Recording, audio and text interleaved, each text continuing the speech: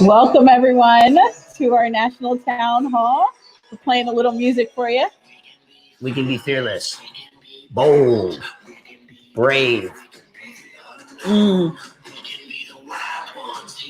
Heroes of the world. Share the message. Yes.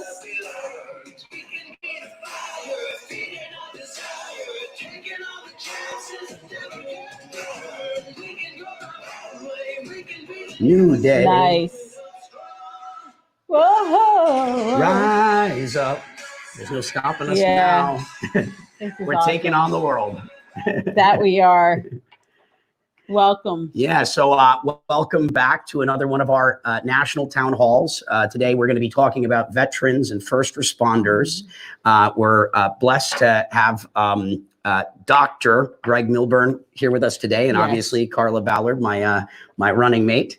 And so this week is the 19th anniversary of 9/11, September 11, which saw 2,977 deaths in New York, the Pentagon, and Pennsylvania. 412 casualties were first responders who selflessly responded to save lives and losing theirs own in the process. It's also the 19th anniversary of the War on Terror, which through this year has resulted in over 7,000 deaths and over 60,000 people wounded. Our military and first responders defend our communities and interests at home and abroad. We ask them to sacrifice for the good of this great nation, a sacrifice that requires them to put the defense of our country and communities in front of their personal safety at what cost. And so, Dr. Milburn or Greg, thank you for joining us today. Maybe we want to start with an introduction. Great. Sure. Yes. Thanks very much, Brock and Carla. I appreciate it. I am a psychologist in private practice in the suburbs of Philadelphia, Pennsylvania. I have been working for, I got my doctoral degree during the period of 9/11. I've been working in private practice since shortly thereafter.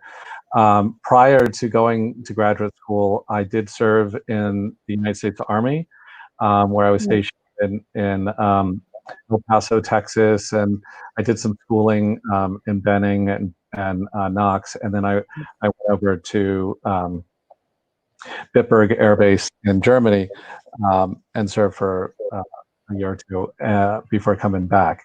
And so a lot of my work has been with veterans and first responders. I have a good relationship with several of the police departments who have impaired providers, folks who unfortunately succumb to addiction or post-traumatic stress.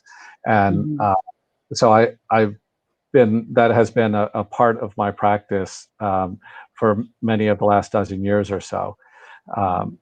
And something that I feel passionately about, because like you said, sometimes we overlook the helper when we think of what needs, who's impacted by such tragedies as 9/11. Yeah. I am so happy that you were joining us to talk about this issue, because, this week there was some commentary about our veterans, and there's been for weeks and months now a lot of commentary about our first responders. Obviously COVID-19 is creating just such an enormous amount of cases with respect to PTSD and those that are on the front line caring for our patients. We're finding with police brutality being a major issue. Our police force have also been subjugated to a lot of fear, a lot of increased level of anxiety, as well as a lot of people leaving the force as a result. So we have a great conversation ahead of us today. Brock and I want to really stick to some questions that we know are going to be key for our audience to learn about and hear about. And guys, if there's anything moving you individually regarding questions, the fact that we have Dr. Greg Milburn that's working directly with our first responders and vets, please feel free to ask. This is a personal interest of mine and of Brock. We both have journeyed through families that are first responders or veterans, and Yeah. it is definitely something important and needed to be heard. So Yeah. we're going to start with some initial questions. Sure. Yeah, and again, this is Mhm. what we are hoping to show you through this process is our process. Right. You know, how do we get to the answers? You know, having these open, transparent dialogues. And so, what does your military service mean to you personally? What prompted you to serve? So I grew up. My father and my grandfather had both served. I, believed in the values that the military instills. Of duty, honor, country.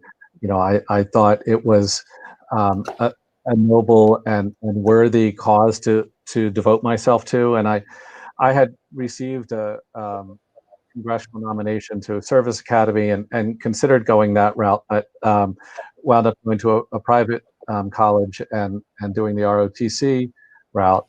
And then when I was graduating from, or shortly thereafter, I graduated from college, Saddam Hussein decided to invade Kuwait, and then the American military decided to respond to that. And so I was in during the first Gulf crisis,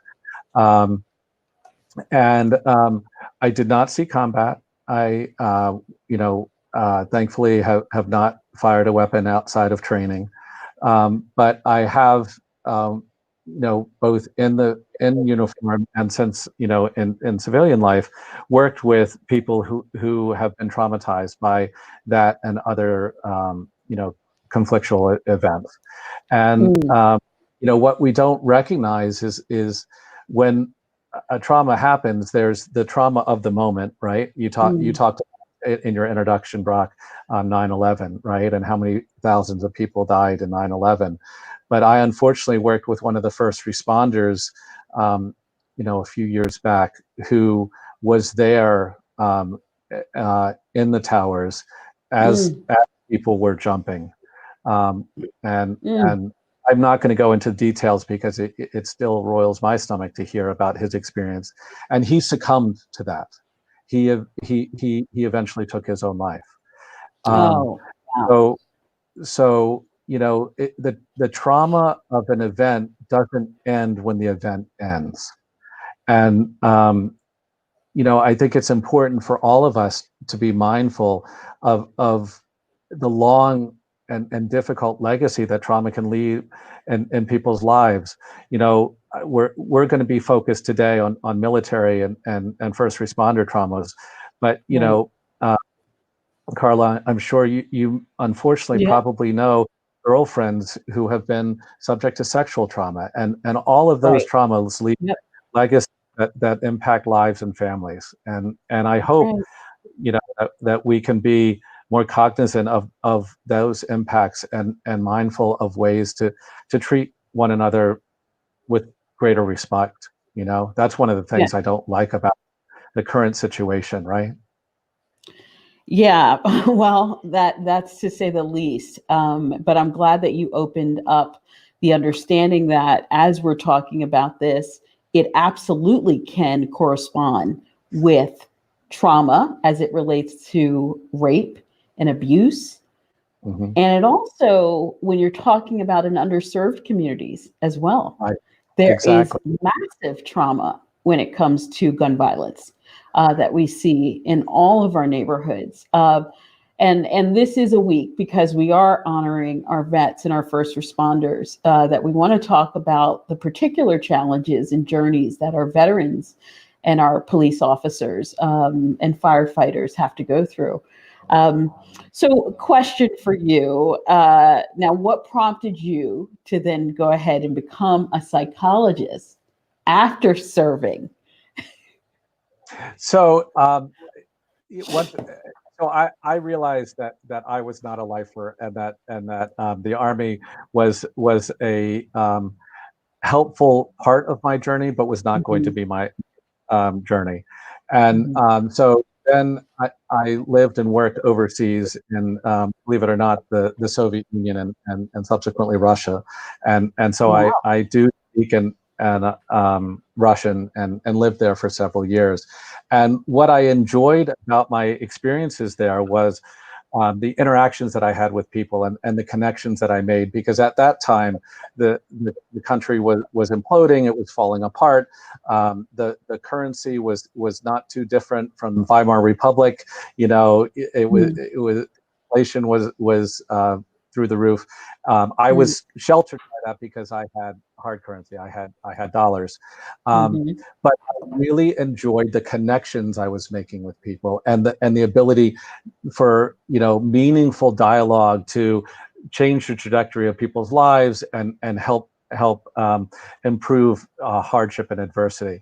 And I saw it in the people that I worked with in Russia, and I decided that it was something that I wanted to make a hallmark of my life and my career. And so I went back and got my doctorate. And Mm. my doctoral program was in a very impoverished, primarily African American city of Mm. Chester, Pennsylvania. Mhm. And, just briefly, when you were talking about the 9/11 and the hardships, one of the things Right. that some of my colleagues found during 9/11 was that in some of those communities of color, there was a lot of sympathy and understanding and empathy for the pain of primarily the white Americans who were impacted because 9/11 hit the centers of corporate power, right? Right. But that it almost mirrored what they go through on a regular basis, just in terms of violence Yep. and uncertainty about their safety. So it was revealing in that way too, and that speaks to the lives of the police officers that protect and police those areas, because those police officers have a lot more in common with combat veterans than they do with a nurse, for instance, who's another first responder, right? Right. It's amazing how people don't put the two and two together. Yeah, One of the things that's really important for Brock and I with our mental health policy yeah, is to make sure that we are looking at increasing services, making sure that it is a priority, looking at telehealth, looking how technology can assist in this area. But you've also been talking about PTSD, right. without saying it, post-traumatic stress Stress disorder. And I disorder. think a Yep. lot of people wonder, what is that exactly? So hearing it from a psychologist's perspective versus just what we talk about on the streets, I think will be helpful. Sure. So, post-traumatic stress disorder is an anxiety disorder. Mhm. It exists in a bit of a continuum. There's a milder form which is called acute stress disorder, and that is basically anything that happens that impairs you for the first 3 to 6 months. But if you continue to be impaired by a situation or a circumstance that happened to you over 6 months, then it has the term post-traumatic stress disorder. All of these disorders have a history in both medical and military harm. So medical harm, the first ways that PTSD was described or diagnosed was actually Civil War soldiers who woke up as they were being operated on, that kind of thing, or anybody who was operated on before current modern anesthesia. They would develop signs and symptoms of post-traumatic stress disorder. Wow. Then it became known as shell shock, combat fatigue, all that kind of stuff. And the common perception is that something bad happens and you immediately start to have flashbacks and you have a startle response and you start to look and act differently. And the reality is that it doesn't actually manifest that way for most people. Most people, something really, really bad happens, they continue, literally soldier on. They continue to prepare Right. to do, suit up and show up, and then they come back home. And when they get safe, when they're out of harm's way, that's when the tragedy Oh, in the that's psyche interesting. really happens, and that most of the post-traumatic stress is not happening in a combat situation. It's happening in the safety of back home, and that's where you see a lot of divorce. You see a lot of interpersonal violence, because soldiers will wake up, like their wife will roll over. They will think that something's happening to them. They might lash out or strike out, Mhm. and it can cause all kinds of problems. And it happens with nobody's ill intent, but because they actually are safe enough to let the demons out. Mm. Mm. And then they need to be helped. And there Mhm. are a variety, and we can get into them, of traumatic treatments that can treat these conditions and help people live a happy, full, and successful life in the future. But it is a very scary phenomenon, and while people are in it, they feel like they may never come out. Mm. Yeah, and it's I mean, it's and because it's not physical, right? It's I Mhm. Right. mean, it's not something you can visually Mhm. see. Mhm. A lot of these mental health issues are Yep. undiagnosed. I imagine often not addressed. I'd be curious if you can expand on, what are the treatments? What do Right. you do to address these very real Yeah. problems? And I mean, this we have a very serious mental health problem in the country right now. Yeah. Yeah. uh, uh, It's only going to get worse with COVID-19, because uh, we're all being traumatized by the uncertainty That of a is. virus that we can't see. Mhm. Yeah, and we're But becoming afraid of our neighbors, becoming fearful of people, Whew. human connection. yeah, Um, if you walk by somebody and they don't have a mask on, am I safe? It can cause anxiety. Right. So there is, unfortunately, just like there's not one, shit that fits everyone, there's not one trauma treatment that's going to cure Mm. everybody. Okay. Um, One of the things that I already talked about that needs to be a part of any successful trauma treatment is safety. So Mm. first and foremost, the veteran, the first responder, the a bystander who was impacted by watching a trauma occur, all of them need to be in a caring and trusting, Mm. therapeutic or safe environment in Mhm. which they can allow their defenses to relax, and they can allow their traumatic demons to come out. So Mhm. that's the first thing of any trauma treatment is safety. And if Mhm. people don't feel safe, if they, like, I mean, just to use me as an example, if they think that I'm too strong or aggressive or anything else, um, then I will refer them to somebody who is going to meet them where they need to be met, because Mm. that's paramount. That they have to feel okay with their treating provider. And then you start to do things like encourage them to learn how to accept feeling calmer, because one of the paradoxes is that That's a. sometimes they might have been asleep, or they might have been calm, or they might have been more relaxed when the bad things happen, and so they start to associate that Wow. calm feel with something bad, and you have to break those misconnections, misperceptions, right? And Mhm. then there are a number of treatments that try to get at the root of the experience.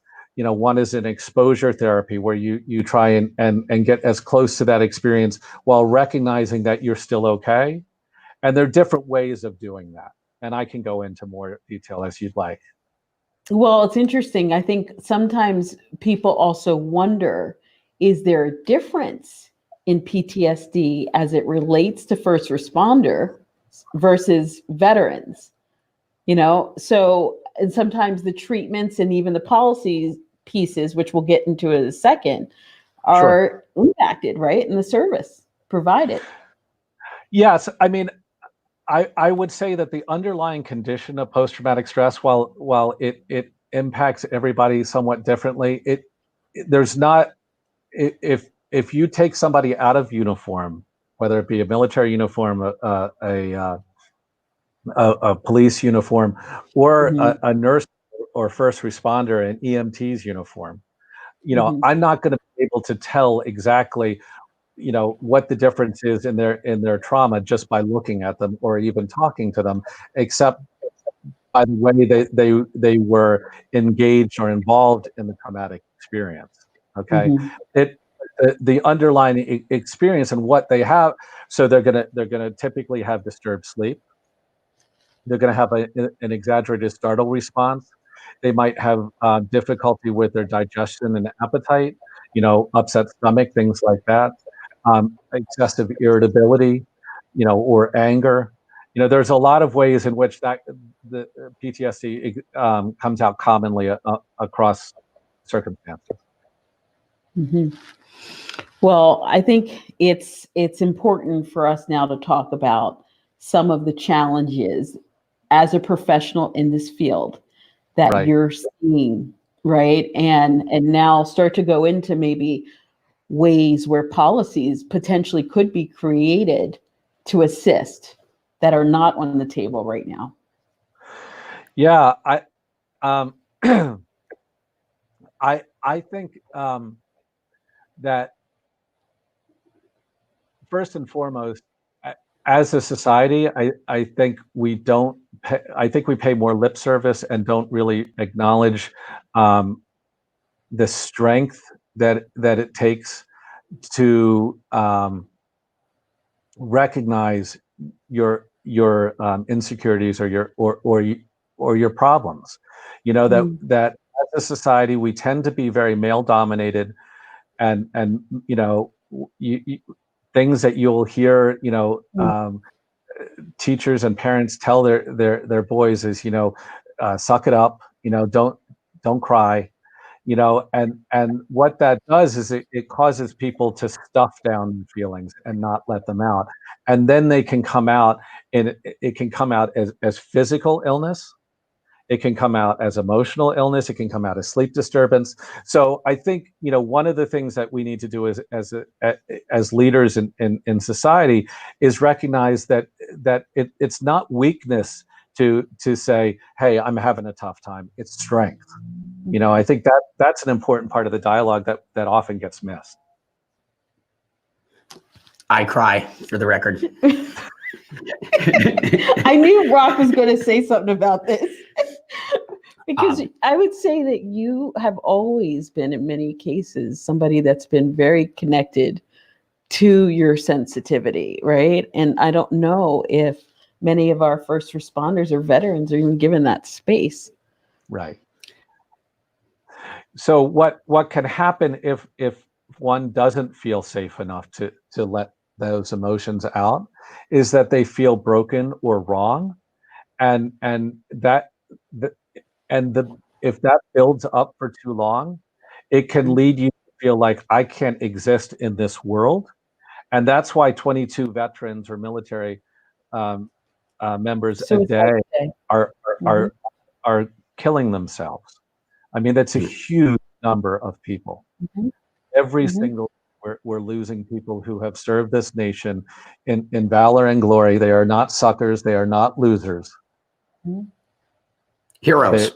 They're heroes. Thank you. And that's, I think, always worth noting, Right. if you're having, these types of thoughts, Mhm. Reach out, ask for help. Right. Right. Ask for help. Mhm. Tomorrow will be a new day. Exactly. Yeah. And it can get better. Right. And it will if can you get better. make it a focus, right? Right. Right. It can You know, definitely get. Yeah. Go on. Well, I was just going to say that one of the things that we measure what we value what we measure. And Brock, Right. you often talk about life, liberty and the pursuit of happiness. And I think it'd be great to share a little bit more about that. Yeah, I'm a systems designer. And so I understand the impact of incentives, right? What we incentivize is generally what we're going to receive, because it's just how it works. And so, as a society, our governments and how we measured our success historically was by growth, Mhm. The problem with growth is it doesn't distinguish between positive and negative growth. Mhm. And it also assumed infinite resources, which we Mhm. now know we don't really have. Mhm. Um, and so one of the ideas that we've put forward is, how do we measure our government success? How do we Right. hold our government accountable? Mhm. And I like the intention of our founding fathers: life, liberty, and the pursuit of happiness. Did you know that life expectancy in the United States is in decline despite all the advancement in medicine, science, and technology? What if we started to measure our government success by life expectancy? Yep. You know, it would start to change everything from a government policy. It would impact Mhm. industry. We'd have Right. cleaner air, cleaner water, cleaner That's right. earth, less toxins, healthier food. Things would just start getting better if that's what our government was Yeah. being measured against. Right. Liberty, right? We're supposed to be the land of the free, but we have Right. more people in prison than any other country in the world per capita. If we started measuring our government success by our freedom Mhm. Right. and our liberty, you Yep. know, we'd have criminal justice reform. You know, everything would start to change. Veterans courts, more veteran courts. And then, Right. of course, happiness is another one.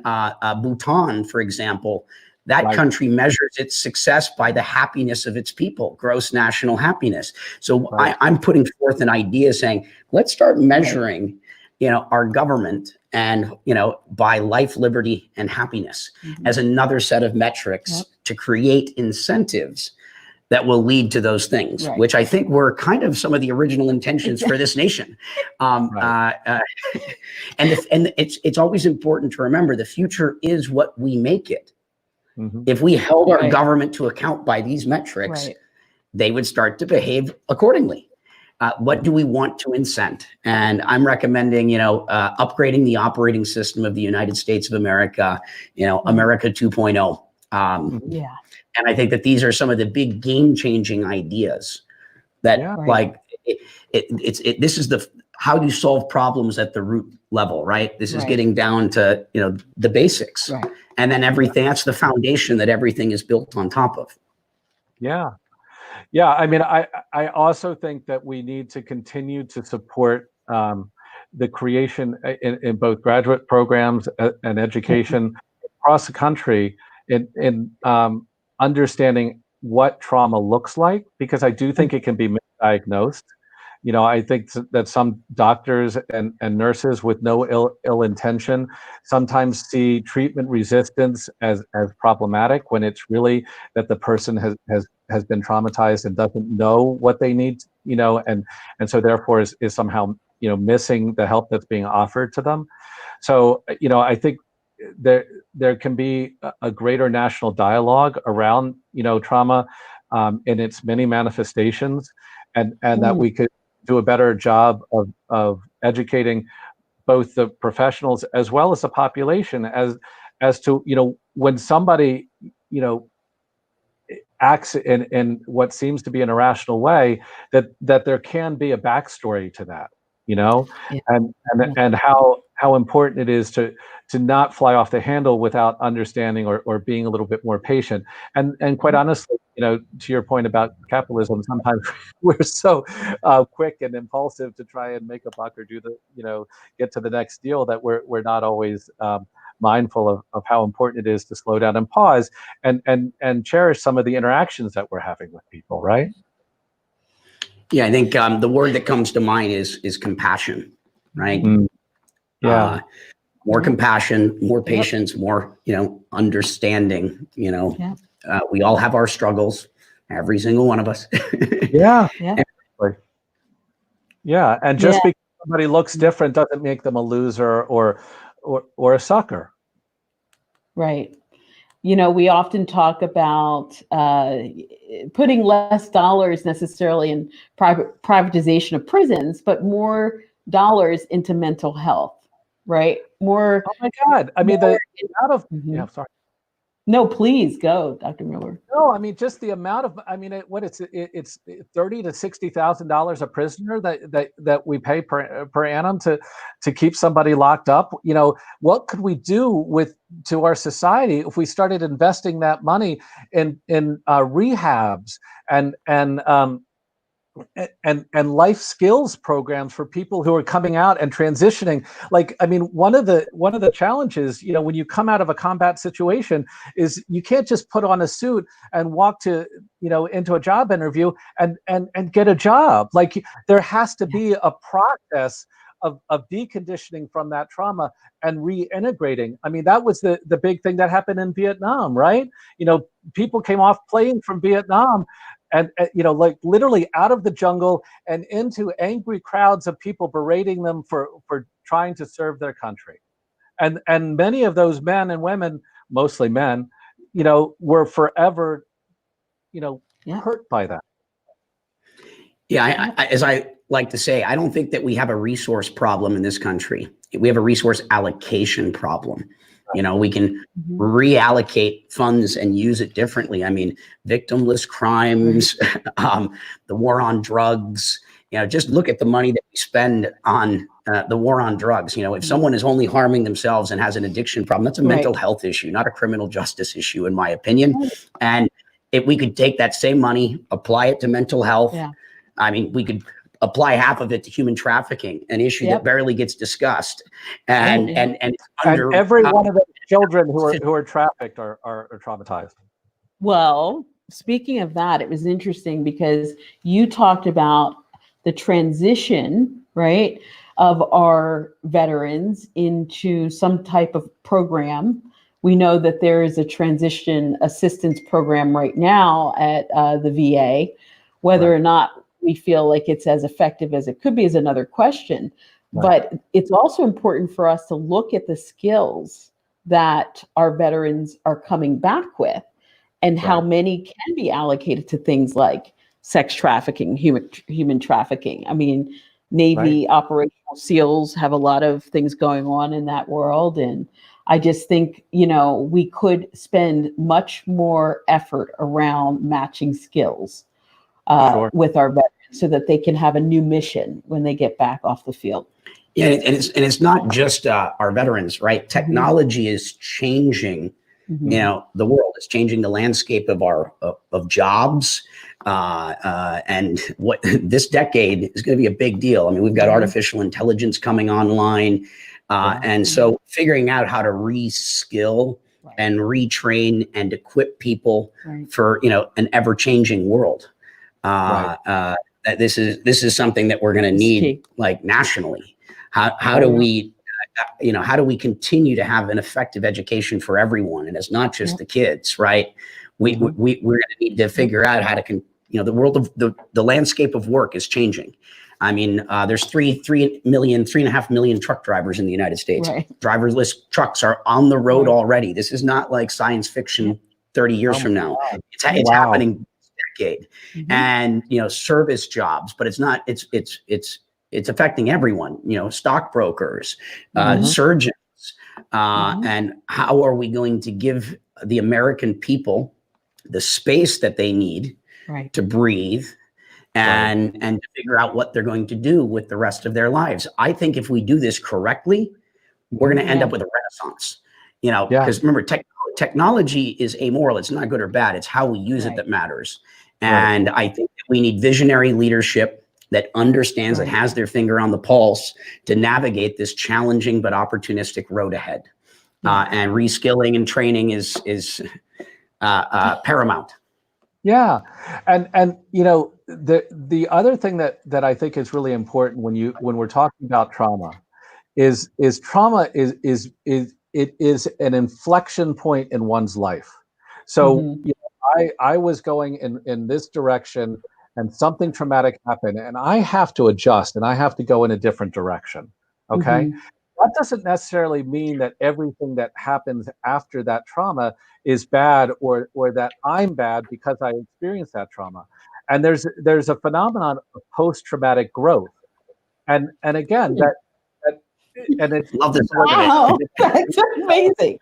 Like how we can grow from the adversity, like some ways when you go through a difficulty, right?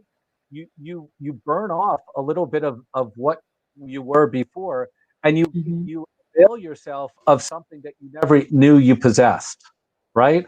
And if you can tap into that strength, because at the end of the day, the thing that every person that interacts with you and me who has survived a trauma is that they survived, right? That they are strong, that they were able to overcome whatever they didn't think they could go through in that moment, and they're here with you today, right? Mhm.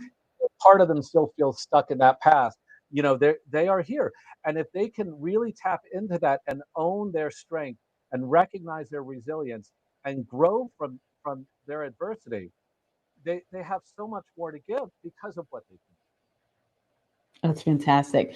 Now we have. I just love Yeah. that term. I was just It's- post-traumatic yeah, growth. growth. Well, we all know this, right? That's We amazing. fall down and we get back up That's again. right. And the challenges that Yeah. we've faced in our life, they help us grow. Yeah. If we can overcome, and I believe in us. I believe in the American people. I believe in our resiliency. And I've worked with a lot of former members of the military. And these are incredibly well-trained, highly skilled, highly organized, individuals that. And we have 3 on our campaign, by the way. So we're going to give shout out to them. Yes, please. Well. And I've always had a great pleasure working with former military. And just finding how do we effectively, when they leave the military, retrain, reskill, and create a path forward for them into the private sector or the public sector, whatever sector they choose to go into. Yeah. Greg, we have questions coming in. So that's why you saw Brock reaching over here. We continue, guys, to throw your questions in. Yeah, so I'll just read this one from Robert Gregg. Dr. Melbourne, general question on public health. American wellness is at an all-time low. The healthcare debate is mostly based on healthcare provision and the supply side of healthcare. What do we need to do to change the narrative to the demand side of this crisis? It seems to me that we won't solve this problem without improving our physical and mental wellness. I agree. I mean, that's a complex question, right? I mean, I think one of the It's a great question. Yeah, it's an excellent question. Thank you very much for that. I think one of the barriers, honestly, is financial, right? That people need to feel like they can afford to come and see somebody like myself. So that's really important. But I mean, the way that I look at health and wellness holistically. I mean, I look at diet, I look at sleep, I look at exercise, as well as mindfulness and breathing, and then of course there are some specific ways in which I try and address the trauma triggers to de-escalate that hyperreactive experience. But yes, I mean, I think as a society we're too focused on treating illness.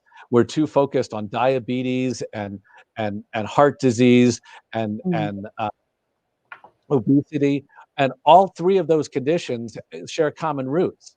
That we're not exercising enough, we're not eating well enough, and we're not getting enough sleep. If we did those things and work more mindfully, we would have better health all the way around.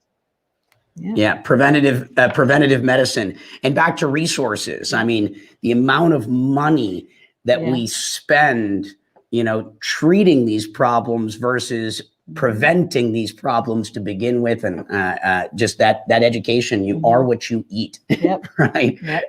Be mindful and just conscious. To be more conscious, to be more mindful. Every time we transact, we are giving power to something. And what do we want to empower? What do we want to support? Buy more local food. From farm to table. Consume less sugar. This less stuff's sugar, not that. Oil and salt, right? I live in Puerto Rico, and Puerto Rico has some of the highest rate of diabetes in the world. with 15% of the adult Mhm. population. And it's because it's imported processed foods. Mhm. Just look at the ingredients. If it has Yep. if it has too many things in it, probably don't eat it. That you can't pronounce. And if it's got a bunch of Yeah. stuff in there that you don't know what that is, you probably don't want to be eating that. Right. It's a shame common that sense. people don't eat more of the natural resources that grow right there on those islands. Right. No, it's tremendous. So I want to talk about another form of sense, and it comes to the question, or comes bear. It comes to the, what am I trying to say? I'm trying to say that as it relates to the monetary resources that are supporting many of these programs, I think that often gets overlooked. So I'd love to hear from you where you see some of the gaps, right? Because I think about with the police department, in many cases, their workers' compensation doesn't cover care for PTSD in most states. Florida has done a tremendous job in passing legislation to take care of our police officers when these mental health challenges come up. The VA, I can say the same thing. A lot of people are talking about privatizing the VA. But I'm also seeing a lot of our vets fall through the holes, right? So I'd love to chat with you about and hear a little bit more around where are these dollars coming from, and where would you suggest that we look at expanding those resources? Yeah. So forgive me, I will do my best to answer this. I'm in the trenches, so I don't get a whole lot of time to fly into the treetops and kind of look down. Right. But I see a lot of people, and I'm unfortunately, as COVID-19 squeezes purses and pocketbooks, going to see a lot more people who are struggling with the very practical matter of where are they going to obtain health insurance, and how are they going to afford for copays, for the gaps that health, because a lot of people have health plans that have these, large deductibles. So you have to pay the first, if you're lucky, 500, but if you're unlucky, $5,000 out of pocket before. So if I'm feeling poorly, right, and yeah, I'm not sleeping well, yeah, I'm not eating well, yeah, I'm not treating my wife that well, and yeah, I know I'm probably pissing off my colleagues, but you know what? I'm having trouble making rent. Am I going to go in and pay a psychologist to help me deal with mental health issues, or am I going to pay my, right? And so I think having a more affordable medical system, and I hesitate to say, because I don't know your stance on that, but we need to make things more easily accessible to not just our veterans and first responders, but to many of our citizens who go through trauma and adversity. Yes, again, I don't think we have a resource problem. It's a resource allocation problem. I mean, Right. healthcare, just related to diet, we spend $2 trillion every decade. If we consume less sugar, it's just how do we move those resources around? And I'll point out, the pursuit of happiness. I believe in universal earned income. I believe that we have to figure out how to make sure that we have a basic safety net. Jobs are going to be going away. The world is going to be changing. And the American people should know that you're never going to starve to death. You're always going to have some form of roof or shelter, and you're always going to have access to some type of health care. I think that we have to do that, because when people are feeling desperate, when your back is up against the wall, survival takes precedent, over your values and principles. And rightfully so, survival there. And so if we want a happier nation, we need to make sure that people's basic needs are met. Right. And then from there, you have your right to pursue happiness. Sure. But we need to do that in this country. And we are blessed with abundance. We don't have a resource problem. We have a resource allocation problem. And if we move things around and, try to use 21st century tools to solve 21st century problems, we can do this. Everything is possible. And we're going to get there through innovation. We're going to get there by upgrading systems. Yeah. Yeah. I mean, I think there are more than enough providers to help. And again, not to sound too futuristic, but you talk about the technology pieces. There are ways in which there are apps that are on phones now that are really palliative, that really help ameliorate some of the more acute symptoms. They can help you with sleep, they can help you with anxiety, and they can help you with some of the simple strategies and techniques for dealing with daily stress, and that can help get you through a difficult time until you can come in and see somebody like myself, who can then work more deeply into the underlying causes of stress and trauma, right? But yeah, I mean, I do think that we have to destigmatize mental health. We have to let people know that what I said before, they're not weak for having emotions. That being emotionally aware is a sign of strength and wellness, and that you can benefit from seeking help when you're feeling overwhelmed. Right, that's right. Okay, so we have a couple more questions. Let's see. Bear with us. Please. So this is a question for us in terms of what would our administration do? I think the answer is we're going to do everything we can to support our veterans, and that is to get them the health care, specifically the mental health care that they need, as well as the job training, the skills necessary to integrate into whatever path you choose. And so the answer is we're going to do everything we can. Right. And if you have ideas, you have an opportunity to participate in the development of a presidential platform. We are asking you for your opinions. Right. This is, your voice matters to us. Right.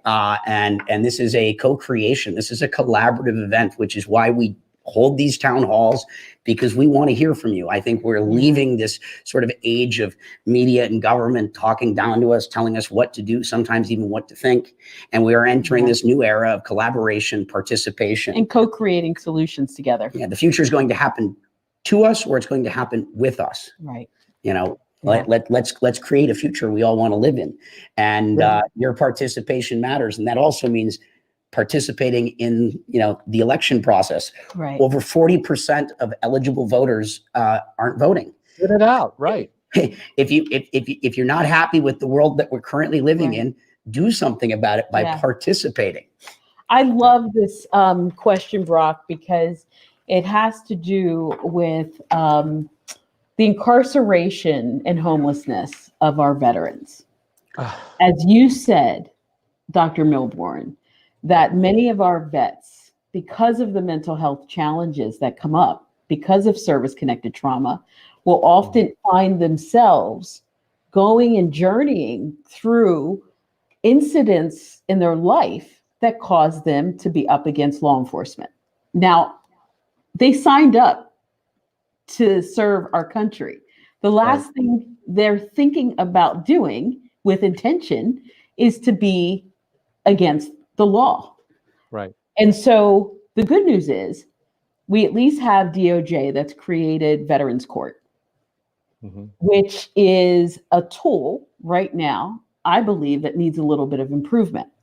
So to your question, who the gentleman that asked the question, I think, our administration is very interested in looking at some of the challenges that exist currently within Veterans Court. But I also think it's important for us to look at what the attorneys are doing to either incentivize or disincentivize individuals from choosing to be a part of Veterans Court. I think we also have to look at homelessness, right? I just moved from, I'm sorry, go ahead.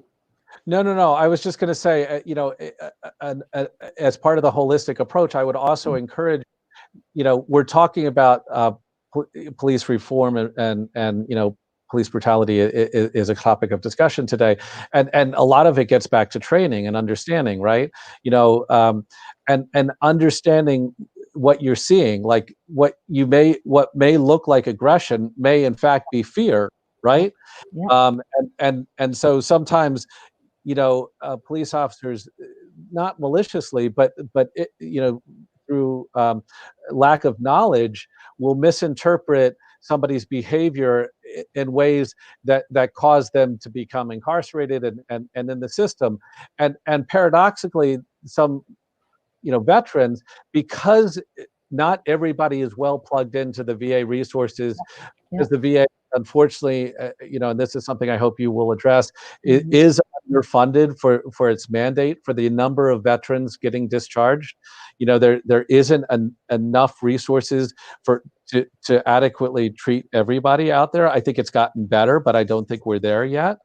And so sometimes people will also, if it's the choices between living on the street or 3 hots and a cot, there are people who will commit petty crime just to feel that safety. And they already did the military, which is unfortunately in some ways very regimented, like a jail. And there are people who gravitate toward that because they feel safer in there than they do on the streets. And I think again, that speaks to people needing better alternative treatments to address that, because that's not a good use of our resources, right? We don't want our veterans locked up. We want them out and contributing and not living on the street either. So that is back to what do we incentivize? Right. If we measured our police force and we measured our government success by how much freedom we have, how much liberty we have, police forces would be incentivized to lock up less people. Right now, there's not a clear incentive. Most police officers want an ever-expanding budget. So what do? They lock up more people so they can get more budget so they can hire more people. We're not incentivizing the outcome that we want. One idea I have that I've never shared publicly, but I'll just throw it out here. It's an idea, right? Is because it addresses homelessness. We have a lot of military bases in this country that are being decommissioned. What if we took these military bases, because they've got barracks and the ability to house, in some cases, tens of thousands of people, and we could bring together job training, mental health? It would be, how do you do something fast, right? Make a big impact and quick. We have bases around the country that have been decommissioned that could be utilized almost overnight to house, to train, to treat, all of the issues at scale. It's how do you do things big and at scale? And it's one of the things that I'm looking at because I think it's a way to do something big and quick, because the infrastructure is already there. We have billions of dollars of infrastructure, and how can we repurpose it? And I think that like a WPA or something like that. Yeah, exactly. Yeah. This is great. We had in the 30s, right? A works projects administration. Yeah. That's right. And so I think we have one more question, but I'm going to ask you as Brock gets the other question prepared. When I think about the work that you're doing in Pennsylvania, I want to go local for a moment and really hear what you are seeing, Dr. Milbourne, as a trend, especially with COVID-19. So if you can put that lens on what you're experiencing now, that would be great. Sure. So again, I alluded to this at the beginning of my talk that oftentimes you don't see the more acute symptoms until after the trauma is over and things are safe. And so what I'm seeing right now is increased amounts of anxiety. We touched on this earlier. Do I wear a mask in that environment? Am I standing too close to that person? This morning I had a kettlebell class with a woman, and the instructor chose not to wear a mask. So I made sure I wasn't 6 or 10 feet. I was more like 15 to 20 feet, away from her. Just because, I'm concerned about not so much my health. I mean, I run marathons and stuff like that, but the asthma that my kids and wife have, like, I don't want to, much less contaminate them or anybody else, any clients that I might interact with. Most of my, in fact, 99% of my sessions are all online right now. So that's a huge change, right? Up until 6 months ago, I never had done an online session. Well, once with somebody in Germany, but now I'm seeing a dozen or more people a day online, and it's a major change. There's corona-somnia. People are not sleeping as well. There's a lot more free-floating anxiety and agitation. There's Zoom fatigue. Something that I'm experiencing with you guys. I mentioned offline is that there's a slight delay in our video and audio, so it's causing me a little bit of discomfort as I try and I know you guys are talking to me, but your body language is actually somewhat off, so it's hard for me, right? To stay I know I'm connected to you, but I can't see the connection to you, and that's this it's jarring, right? So all of these things are daily stressors that I've never experienced prior to 6 months ago. And I don't feel like I'm going to be in a place to have perspective and understanding and see how it's going to impact me for probably 6 months after we come out of this. And I don't think we're 6 months away from being done. Wow. But it is, technology is not all the way there yet, but it's certainly interesting. And I mean, I think that's one of the good things that's come out of this is I feel more rooted. I feel more grounded because I'm usually a person that's on a plane every other day because, a lot of people have always wanted to meet in person. I find that I've become far more productive. My efficiency is increased dramatically because now everyone's willing to do these Zoom or internet meetings. So I feel like it's giving me a lot of time back. It's allowing me to sleep more. It's allowing, I'm not running my body down all the time. I mean, I was like a 20+ year road warrior. Yeah. That'll wear anybody out. Yeah. Yeah, this is the first time that I was in one place for 2 months. It was like, wow, this is wonderful. I got to get in the ocean every day. Well, congratulations. I'm a little jealous of that.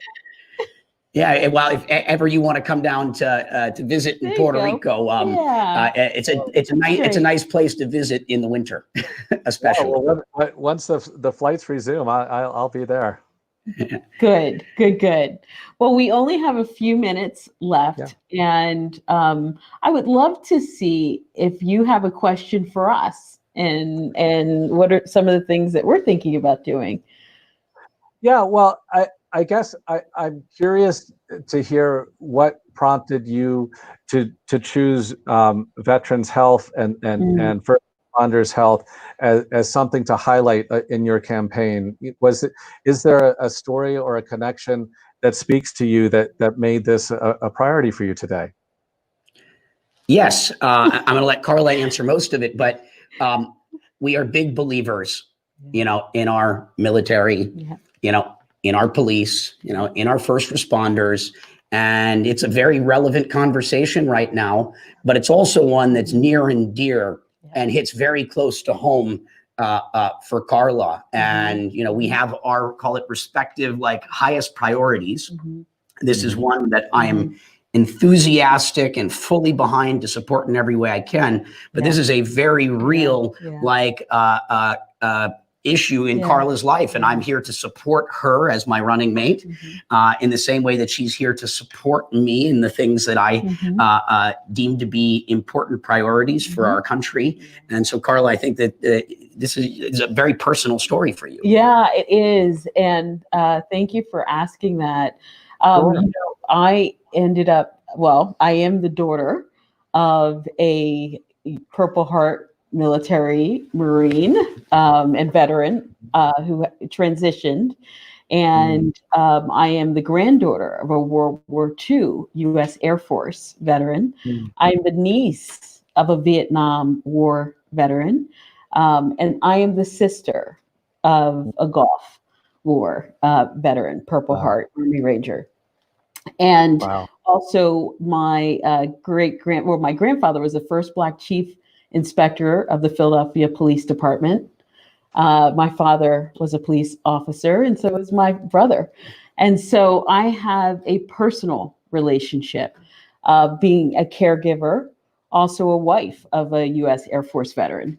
All of them have journeyed through their own stories with respect to service-connected trauma. And actually, I ended up recently doing a whole website just because I was so passionate about this and wanted Wow. to make sure that our veterans and first responders had an opportunity to learn what tools are out there, Right. what organizations are out there, veterancarecircle.com, and we'll make sure it's somehow connected to our Brock.vote to make sure that you guys really go there to learn more about our beliefs around this. So it is close to home, as Brock said, and I'm so proud to be alongside with him because he understands the importance of protecting the mental perimeter of those that protect us. Yes.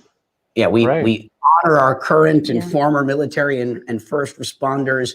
We appreciate you. Right. We know the very real potential sacrifice. You're putting your life on the line to help others, and that is something that should be honored and respected.